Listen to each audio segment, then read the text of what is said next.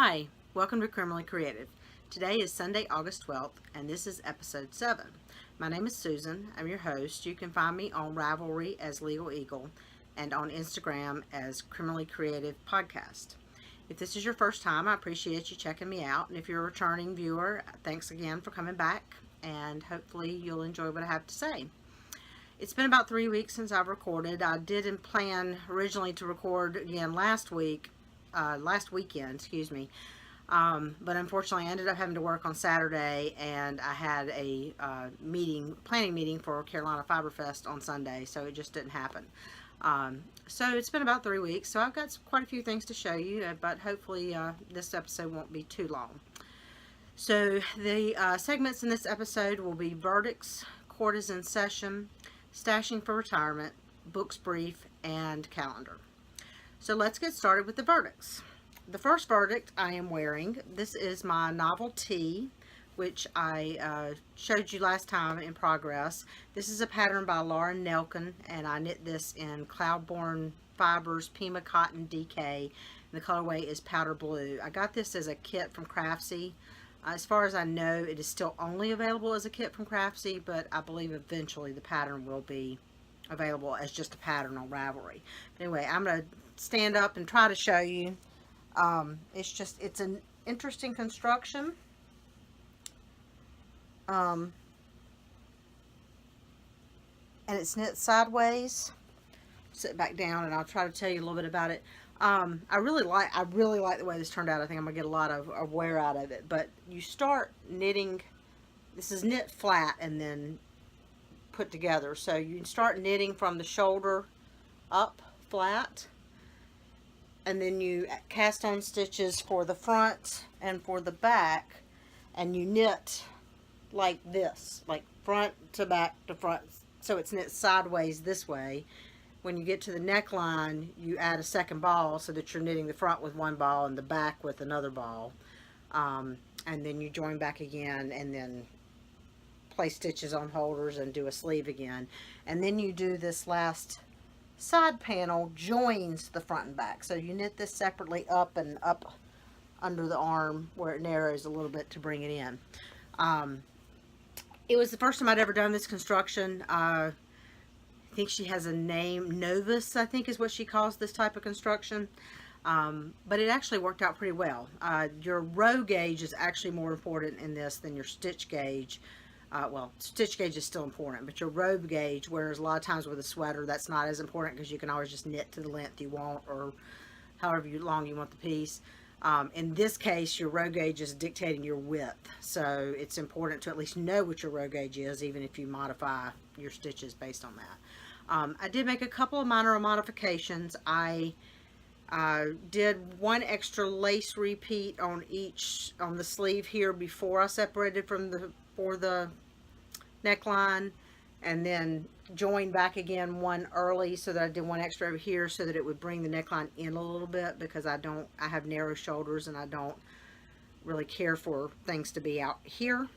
As a result of that, I also removed one set of decreases on this V-neck so that it's really not very V-neck on me, but I'm fine with that. I'm much more of a scoop neck person than a V-neck person. So I did also add 10 stitches to the front and to the back on the body to make it, which added about 2 inches in length, because I wanted it a little bit longer than what the pattern called for. The pattern calls for it to hit right at the hip bone.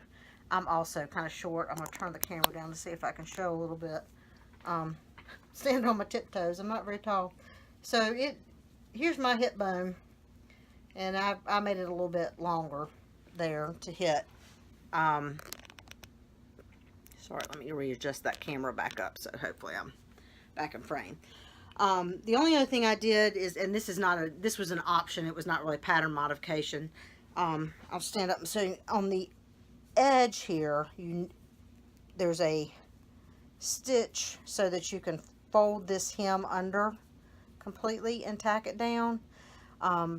I did the stitch, but I chose not to tack that down because I got a nice little roll there of that bottom edge, and it just seemed like an extra step, and I liked the little bit longer split seam. So But that's it. Anyway, I finished this, I don't know, probably a week and a half or so ago, but in typical me fashion, I just got around to washing it and trimming ends and stuff this weekend. So I haven't had a chance to really wear it to work yet. I'm thinking because it's cotton, I'm sure it's going to stretch a little bit, but hopefully not too much. So anyway, the next verdict that I have is I finished a Christmas present for my sister, and she has not said a word to me about watching this, and I've given previous warnings for her to tell me if she's watching this, so I'm not going to do a lot of disclaimer, but Julie, if you are watching and you don't want to see it, go away.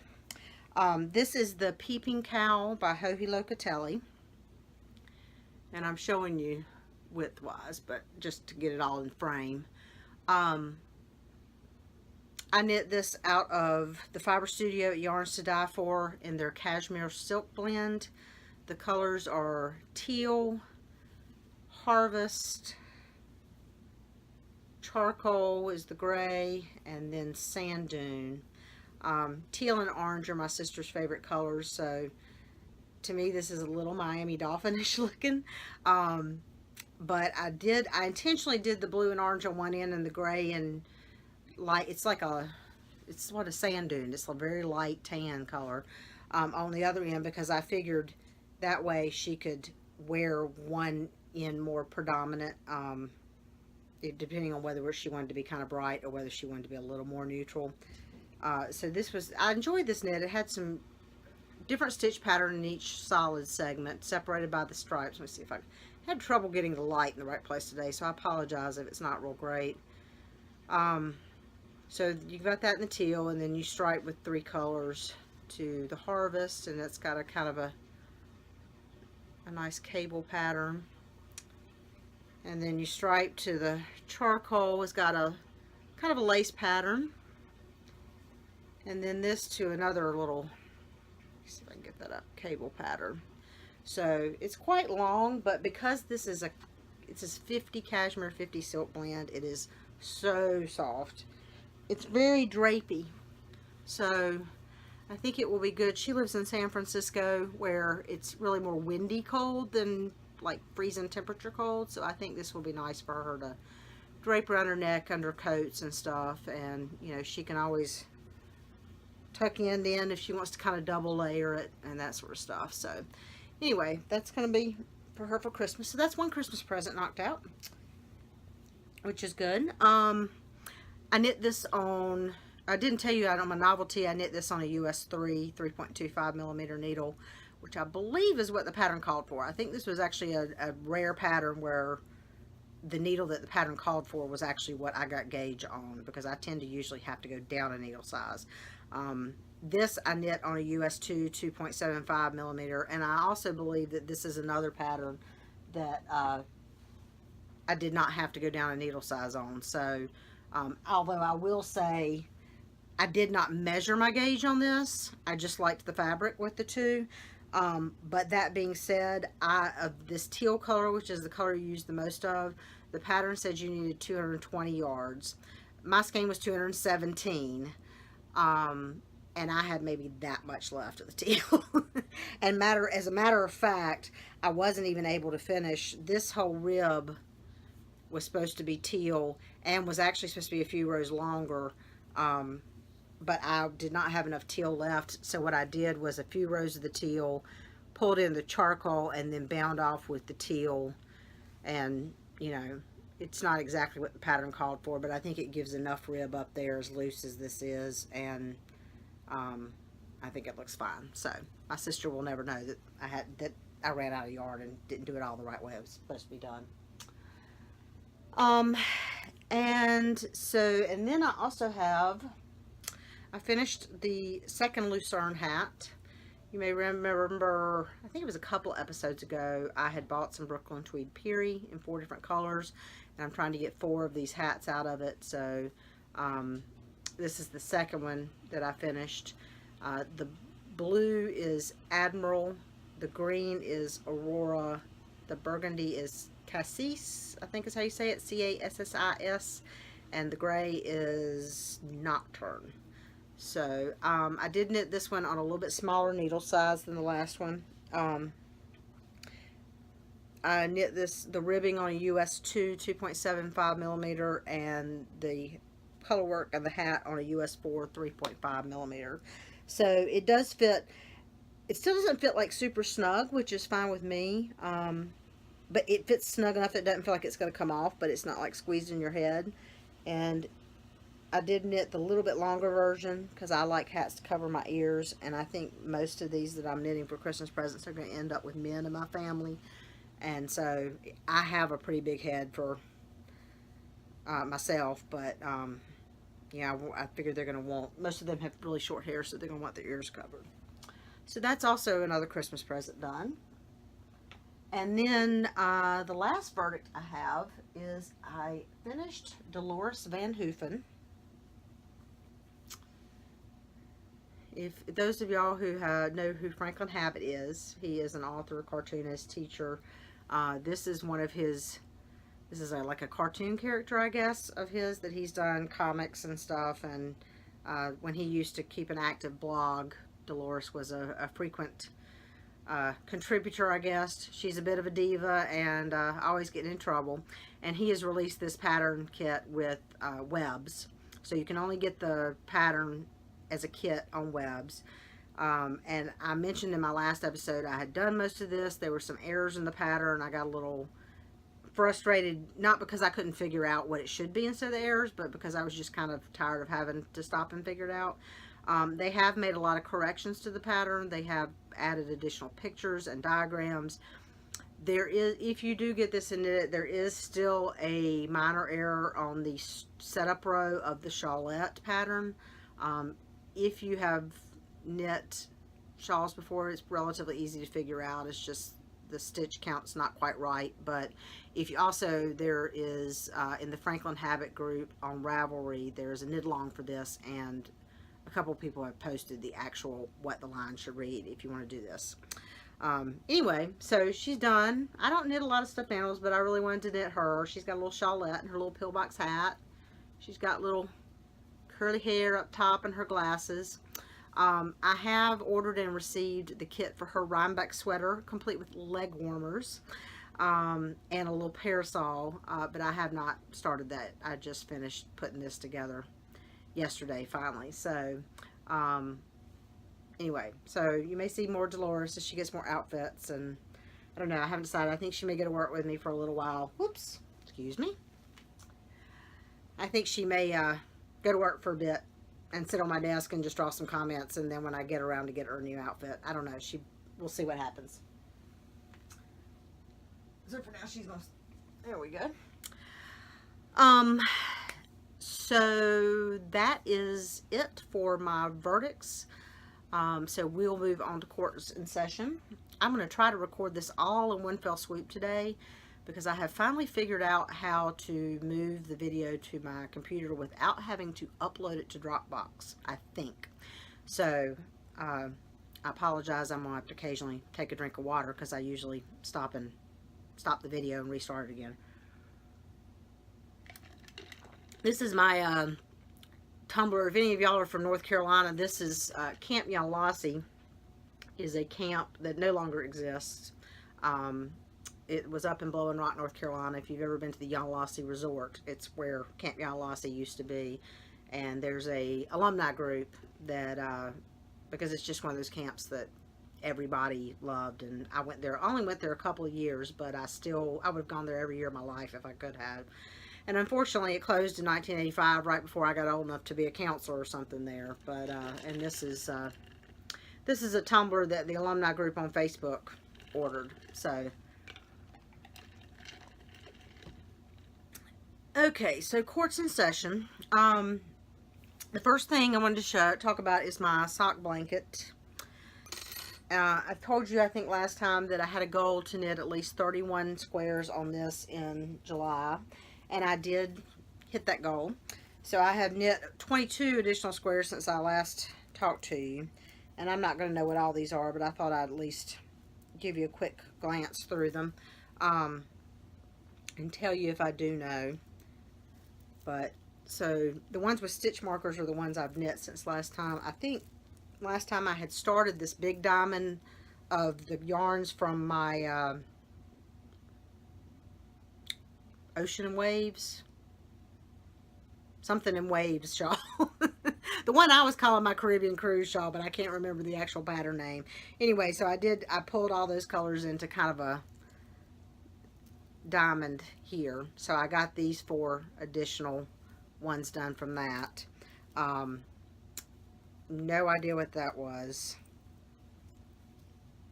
And those, yeah, I don't know what any of those yarns were. I think that one actually I did knit socks out of, but I can't remember what the yarn was. These others I think are all from swaps or trades or people giving me their leftovers. I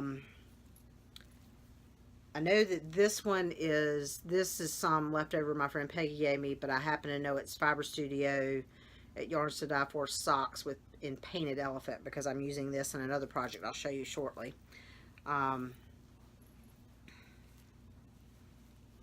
There's a light blue one, a bright green. This was kind of a self-striping, a hot pink, which I believe is a hedgehog, but I'm not 100% sure.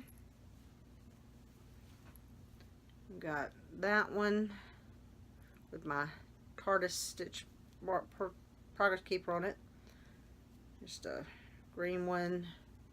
That's a stitch marker I ordered somewhere in the past few weeks, but I can't remember now where it was from. Sorry. Bright green. That's a Sucre miniature ice cream cone that I got at Needles Up at Maryland. And then a blue and another green. This is, I think, Plymouth Happy Feet. Is that what it's called? I knit my niece a pair of socks out of that. That is the Leading Man Fiber Arts Quantum Leap colorway that I did the pavement sweater out of, which I still have not ripped back to fix yet, but we'll get around to at some point. And that one was another one that's supposed to be self-striping, and I think that's it. So anyway, so I have done 22 more squares on that, and of course, since I knit 31 in July, I think I've done 1 in August. So most likely, I'm knitting that on US 1 2.25 millimeters, and this is the blanket that I use my little short 7-inch signature straights on that I bought. Because I worked so much on that in July, it will probably sit for a while and just get random squares on it, so you probably won't see that again for a while unless I just get another urge to put a burst of squares on there. I mentioned last time that I was getting ready to start the Crown Wools Mystery Knit Along by Casapinka.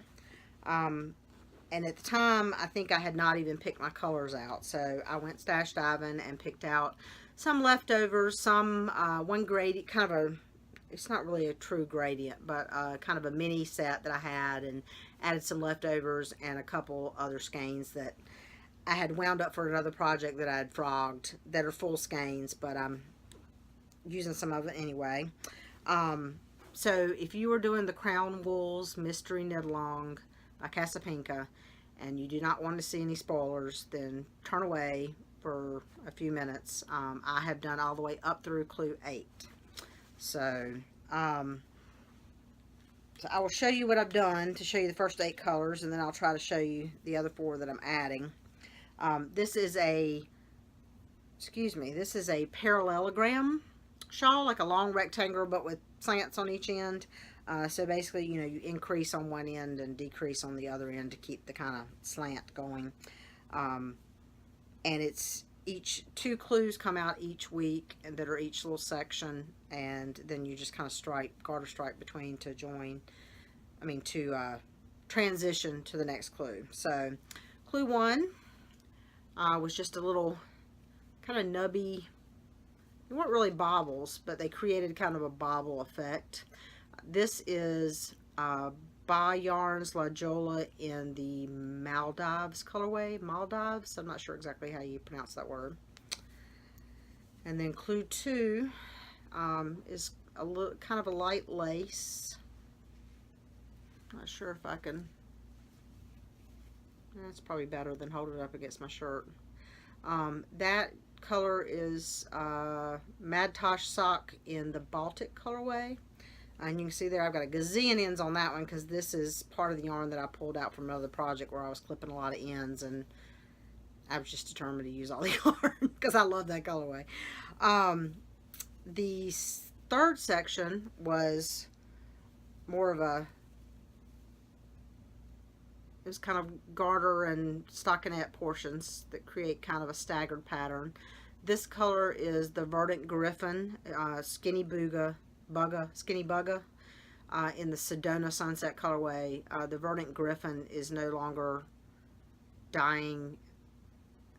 I don't think they're dyeing as the Verdant Griffin, but maybe one of them is still dyeing as something else. I'm not sure. I bought this color at SAF several years ago, and actually used it in my Find Your Fade shawl, and this is just the leftover from that.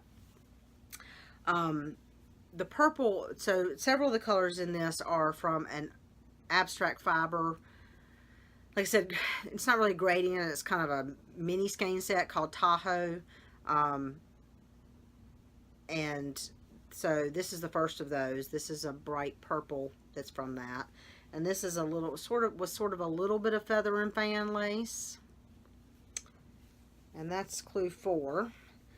Clue 5, this orange is also from that same abstract fiber set. And this was an interesting stitch. I'd never done this before. I don't know if there's a name to it or not, but it just created kind of a nice little texture between garter ridges.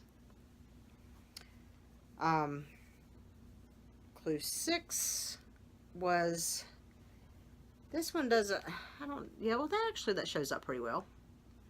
It actually shows up better on camera than it does in person, I think. I think maybe once it's blocked out in the grand scheme of things. This colorway is Mad Tosh Sock in the Jade colorway.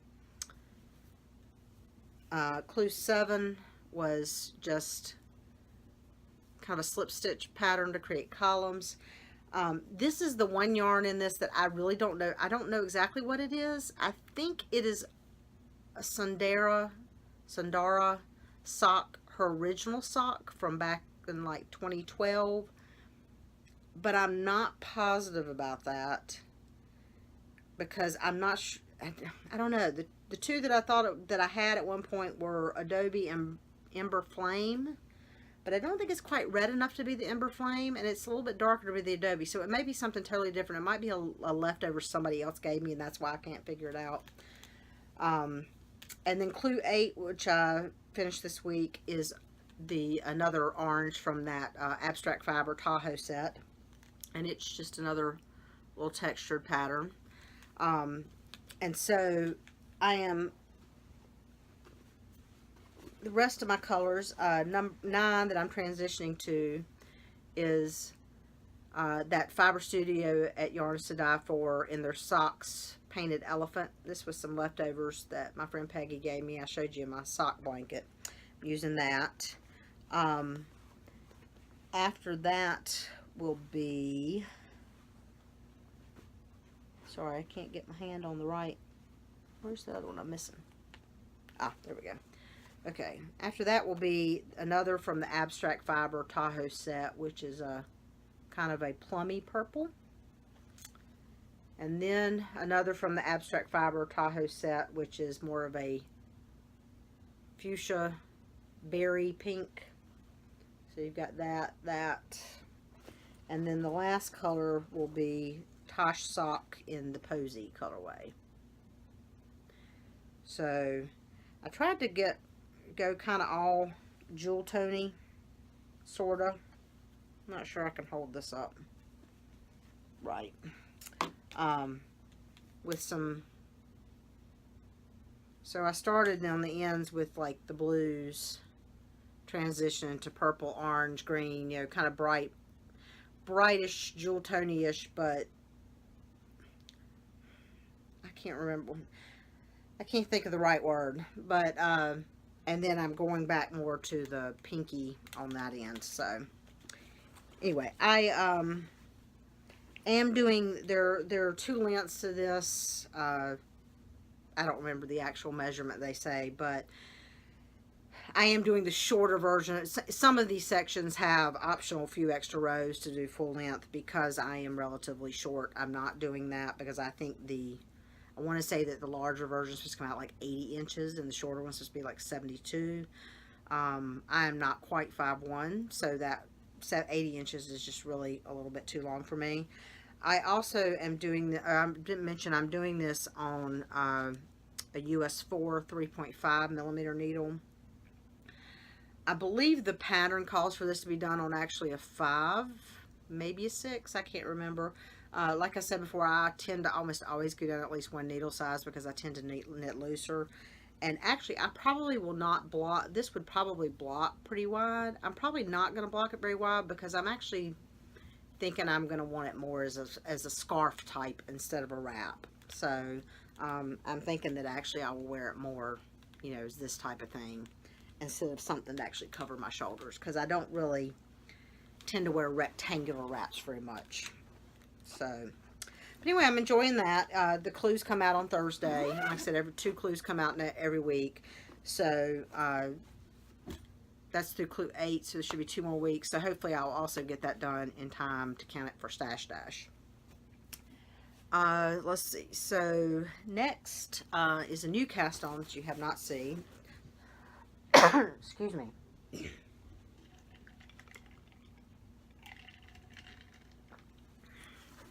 One of the yarn shops in Cary, Warm and Fuzzy, Warm and Fuzzy, had an anniversary party, and it was last Saturday when I had to work on Saturday, and so I rewarded myself by going after I got off work to the yarn shop and bought a couple things, and of course I didn't pick out anything that was on sale to buy, but anyway, so I'll show you the yarn first. I bought, this is all Hedgehog Fibers sock, I think, sock, yeah, sock, and it is this is Crystal, Ghost, Velvet, let's see if I can balance that there, and Purple Rain, and let's see if I can get a good, so this is, and I've just cast this on a few days ago, this is the Mesa Sweater Wrap by Rosemary Rami Hill. She does a lot of lace shawls, and I really like her lace shawls. This is in my Fat Squirrel bag that I got at Needles Up, Maryland this year. So far all I have done is get the yarn all untwisted. Is I've done all the lace that's at one end. So, and I have just started the striping in of the second color, and it's it's an alternating stockinette and garter, stockinette 2 rows, garter 2 rows. So, and that carries through the whole pattern. This is also kind of an interesting, like I said, it's called the Mesa Sweater Wrap. It's really just a great big giant rectangle with 2 holes in it for your arms to go through. But it drapes nicely. I will try to remember to insert a picture because I didn't think to bring my iPad in here so I could show you.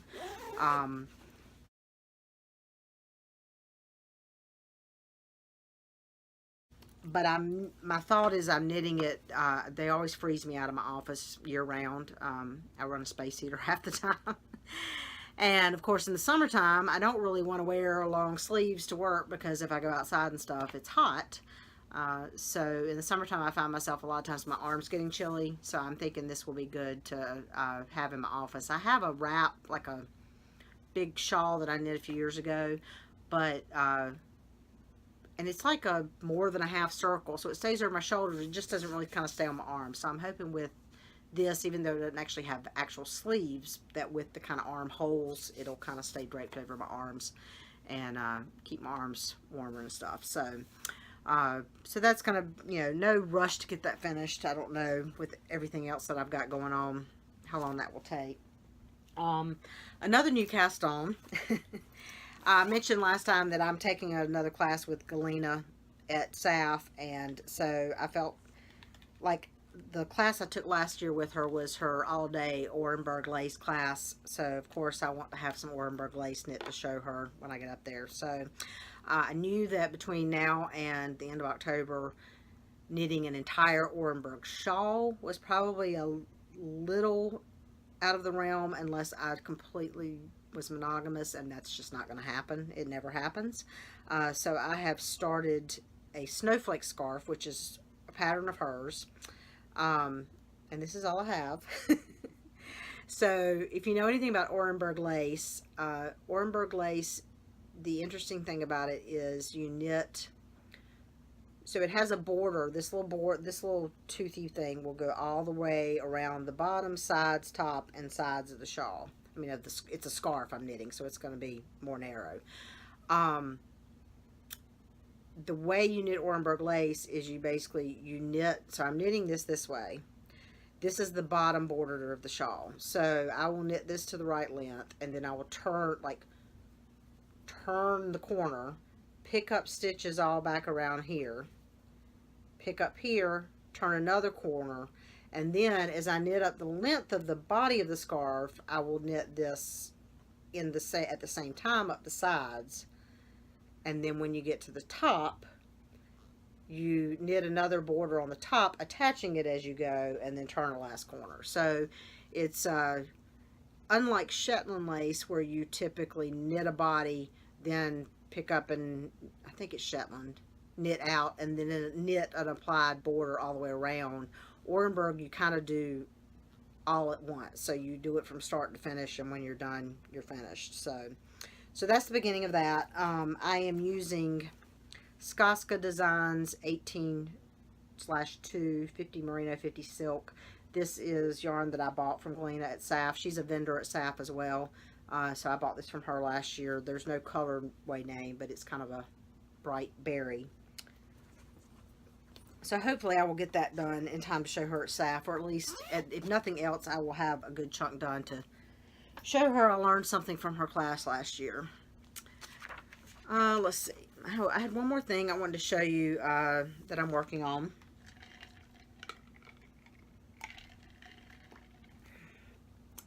The Old North State Knitting Guild, which is a knitting guild in Raleigh, North Carolina, excuse me, does a couple of charity type projects, and I showed you a monster I made a couple episodes ago for that. One of the other projects they do is the Foster Care to Success program, which is a program for young adults who were foster kids that have aged out and typically are college students now. They asked for red scarves and to send them a Valentine's care package every February.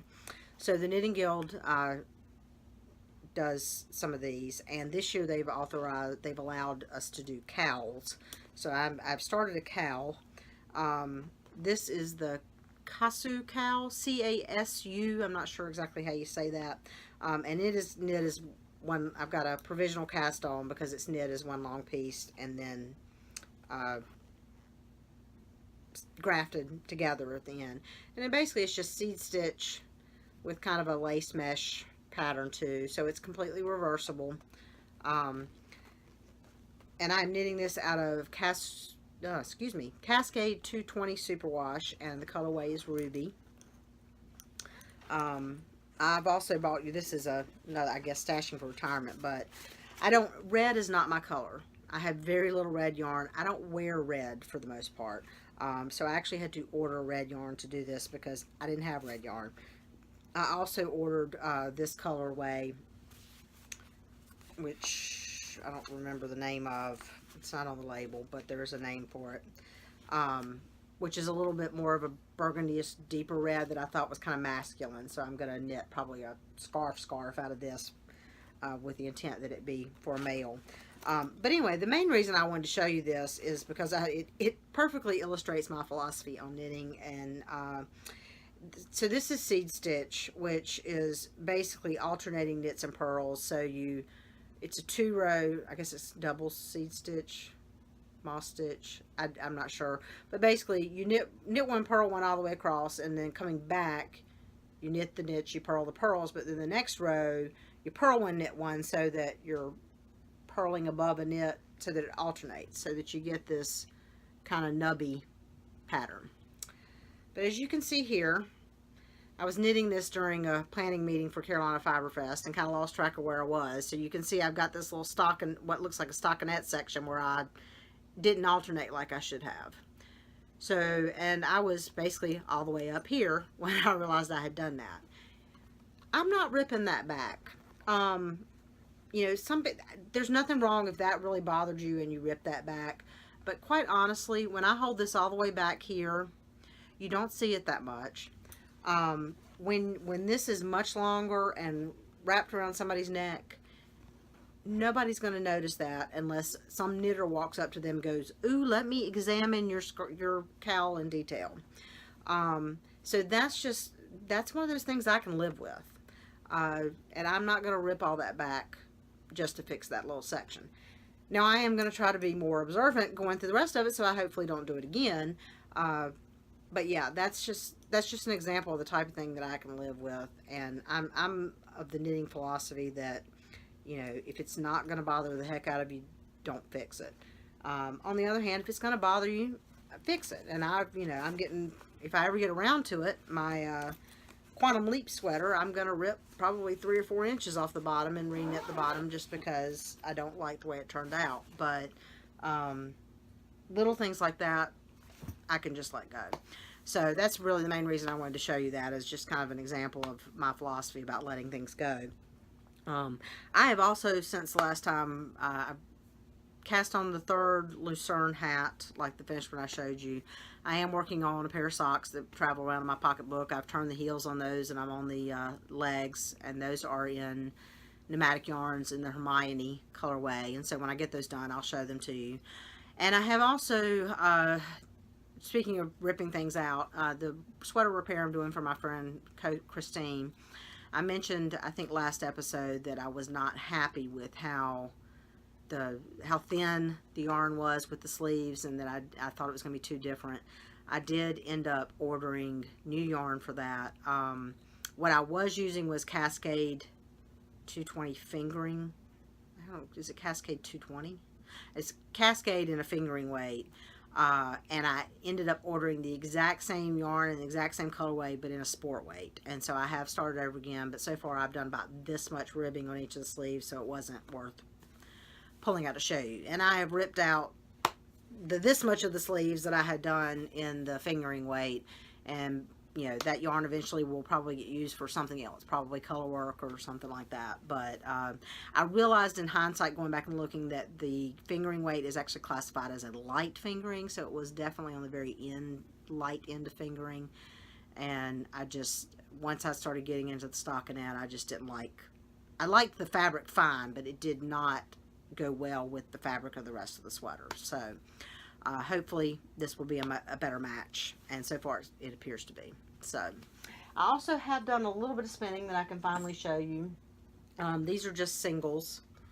Let's see if I can get this where you can actually kind of see the colors in it. I will try to insert a picture of the braid.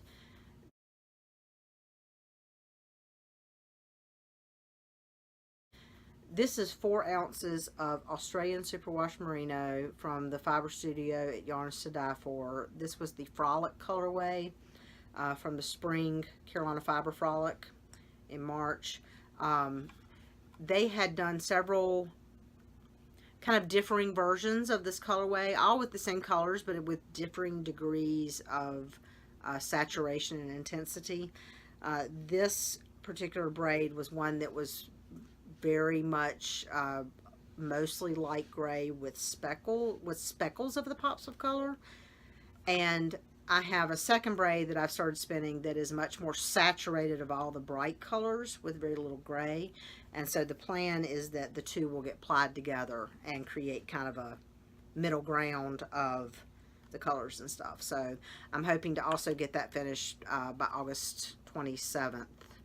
So that I can count that for Stash Dash. So I have no idea how much that is yet until I actually ply it off. But I spun it, show you, not super, well, it's not super thin for me.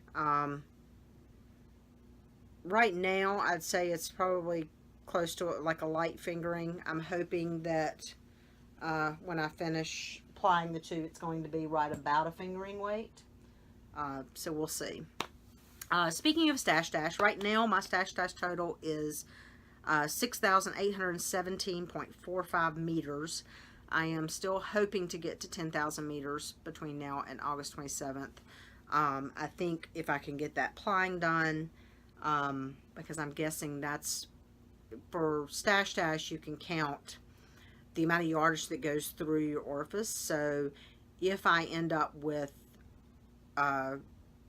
the what I'm hoping to be 500 or so yards of finished yarn, that will actually count as 1,500 yards, and then whatever that is in meters, I have to calculate everything and convert it to meters because I don't know meters off the top of my head. So, and I did mention I am spinning that on my Hanson Mini Spinner Pro. So that is all of Court is in session. Court is in session. And I wanted to show you a little bit of stashing for retirement, a couple of things that I've gotten recently. So the first thing I've been showing you, mentioned before, YoLaSi is doing the set of knit two together colorways for 6 months with the Grocery Girls. And I've been ordering them. I've already ordered September, and I've really enjoyed getting these and then watching the Grocery Girls podcast and hearing the story behind it. This is August colorway, which is called Wanna Double. It is on the YoLaSi Glitz sock. So it's got, let me see if I can get, you can see that gold stellina in there. I'm not usually a sparkly person, but I really like this. I'm not sure, I don't know what it's going to be. I really love the colors, the greens and the purples and the blues. Yeah, Anne Klingenpeel, if you're watching this, has your name written all over it. And it came with a little lime green mini skein. I don't think that I will make socks out of it. I don't know. I might. I'm thinking actually more maybe some fingerless mitts. My daughter really likes fingerless mitts, so maybe I can probably get 2 pairs out of that, one for her, one for me. I don't know. We'll see. But anyway, so I won't try to tell the whole story. The name of this is basically behind riding bicycles as a kid. If you don't watch the Grocery Girls podcast, it's one of my favorite. They are of a similar age to me. I think they're a couple years younger than me. But they grew up about the same time. So some of their stories of growing up are very similar to mine. And they were talking about the bikes with the banana seats.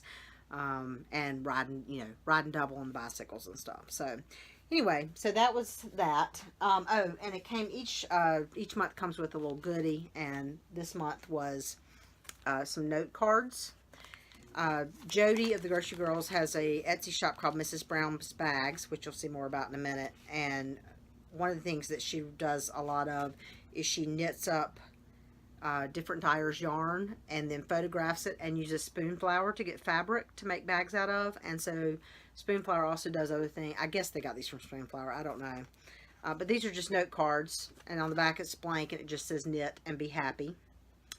And I don't know whose yarn this is knit up, but I'm sure it's one of the ones that Jody has knit up and photographed for her fabrics that she does. And so it came 5 note cards with envelopes was the little goodie that came with the yarn this time. And speaking of Mrs. Brown's Bags, I also have bought a kit that she did with Diane from Suburban Stitcher. Diane is also a podcaster and makes bags herself, but she started dyeing yarn a year or so ago, and really has been doing more yarn dyeing, I think, than bag making. But I love her yarns. And Jody had this fabric a while back in some bags, and it's called Bee Splat, or at least that's what she calls it. And I love this fabric, but I missed the bags the first time. And so she and Diane did this kit, and this is one of Jody, Mrs. Brown's Bags on Etsy's bucket bags, bucket totes. And it's just a nice little tote set, you can have something sitting in it. I haven't put anything in it yet because I've had it sitting here to show y'all. And with the kit came 2 skeins of Diane's yarn. This is her 80/20 sock, the Suburban Stitcher. And this one is called Remix, which is a play on the B-splat fabric. I believe it's called Remix. Jody did a kit with another yarn dyer with this fabric a year or so ago. And so this is kind of like a second kit. And so I think it's called Remix because it's Diane's kind of remix interpretation of the fabric. But it's really mostly natural with, I guess it's speckles, plops of the different colors that are on the fabric. Let me see if I can get to the right. So you've got some green and blue and purple, yellow, and that's really kind of blowing that out since it's white. That might actually be better to hold it back here and see. And then also, this is Diane's colorway Ashes, which is just a kind of a lightish, a medium charcoal gray.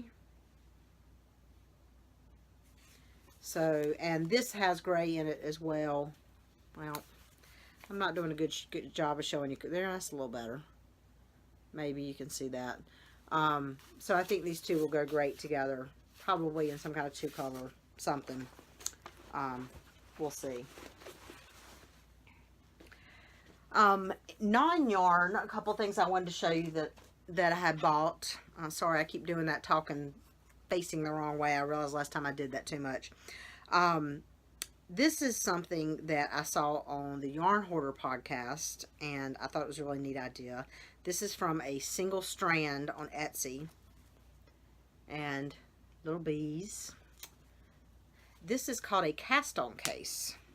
So it's got snaps, and it's got a little flap. It's got a hook thing here, has a D-ring here, so you could clip it to something or clip something to it. And then it's got little pockets for, you could put extra needles. You've got several things here for, you could put different size needles if your project called for more than one size of needle. You know, a little bit bigger project for holding extra cords, stitch markers, things like that.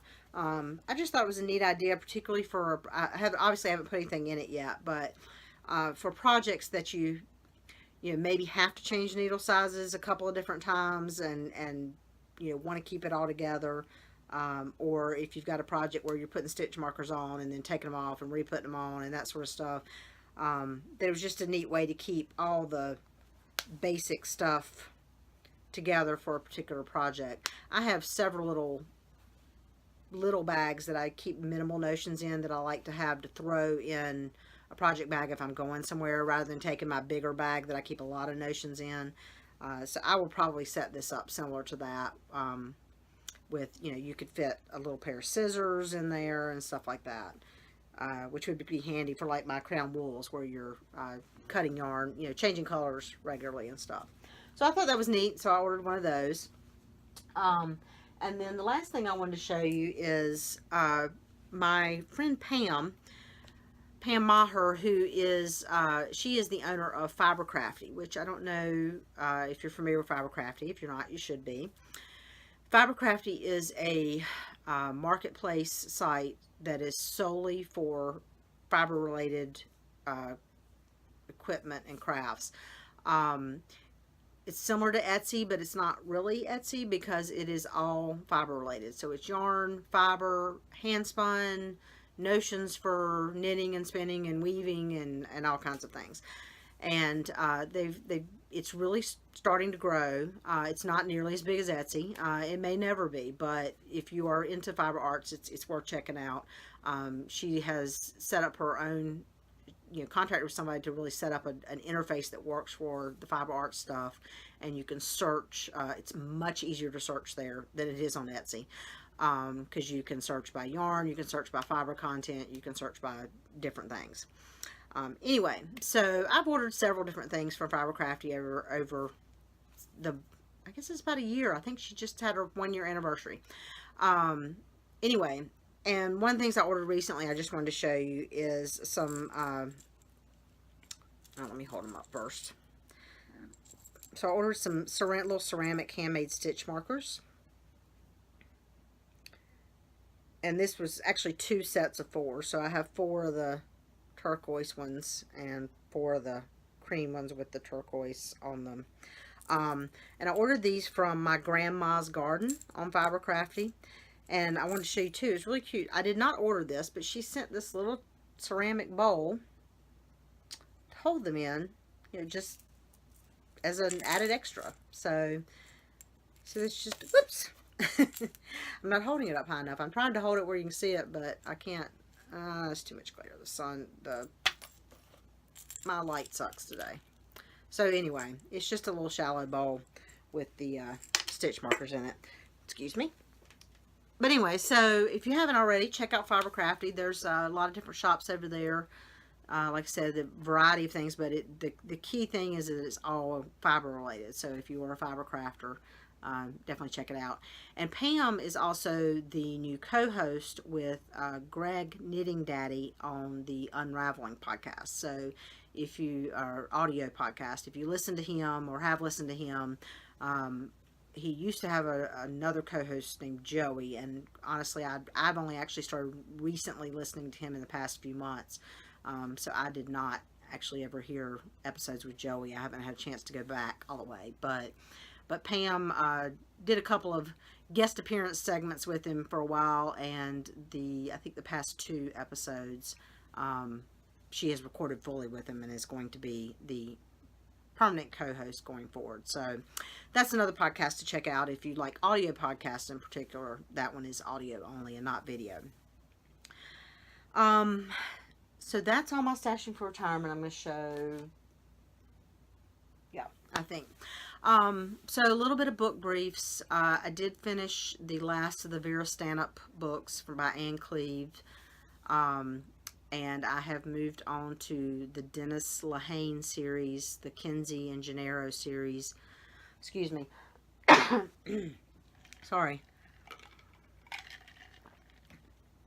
I am currently on book 4 of that, which is Gone Baby Gone. I had listened to book 1 back a couple of months ago when I was testing some new series out, and then I had settled on the Vera stand-up series.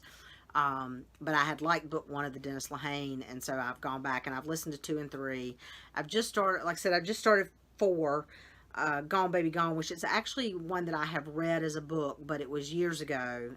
So I am listening to it, just because I've listened to 1, 2, and 3 now, and putting it in context of the timeline of the characters. So I'm listening to that. Other than that, I've really just been still reading fluff on my Kindle. I haven't, read much else. I did want to mention one movie though that I watched this weekend, and it's based on a book, is why I want to mention it. There's a book called The Guernsey Literary and Potato Peel Society that is an excellent book, and I actually recommend you go read the book first, because I am a definite read the book before you watch the movie person. That's my personal opinion. And the reason I like to do that is because then you watch, a movie can never encompass all of the details that are in a book. And I like to be able to, in my mind, kind of flesh out the storyline because I've read the book before I watch the movie. But if you're a movie only person, or you just don't want to wait and read the book first, they have made a movie of that has come out on Netflix, and it just released Friday. And it was actually pretty good. To me, movies are never as good as the book, because of the fact they can't include all the detail in the book. But I did enjoy the movie, and I think it's worth watching if you have Netflix. Right now, it's only on Netflix, so if you don't have Netflix, sorry. But if you do have Netflix, it's worth watching, I think. That is all of that. Oops, sorry, I just shaking my camera. Just a little bit of calendar stuff, where I'm going to be and everything in the next few months. The first thing I am probably going to be at Rising Meadow Farm Fest on Sunday, September 30th. That, if you are anywhere near Central North Carolina, that is a farm in Liberty, North Carolina, which is a little bit south of Greensboro on US 421, or just off 421. They have a farm fest in the fall. They have shearing demonstrations. They have lamb for sale. They have some farm yarn and stuff for sale, and a few other things. there. I'm hoping to enjoy it much more this time. We went, I can't remember if it was last year or the year before last, we went and were up there for no more than an hour before some stomach bug or something hit me, and I was very sick and had to come home. So did not get to enjoy it much last time I went, so I'm hoping that this time I will. And that's an event that my husband will actually go to me with. He likes to go to with me. He likes to see the shearing, and he's looking forward to getting some more lamb to cook and stuff. So, but so I will probably be there on Sunday, September 30th, unless something else comes up that I just can't make it.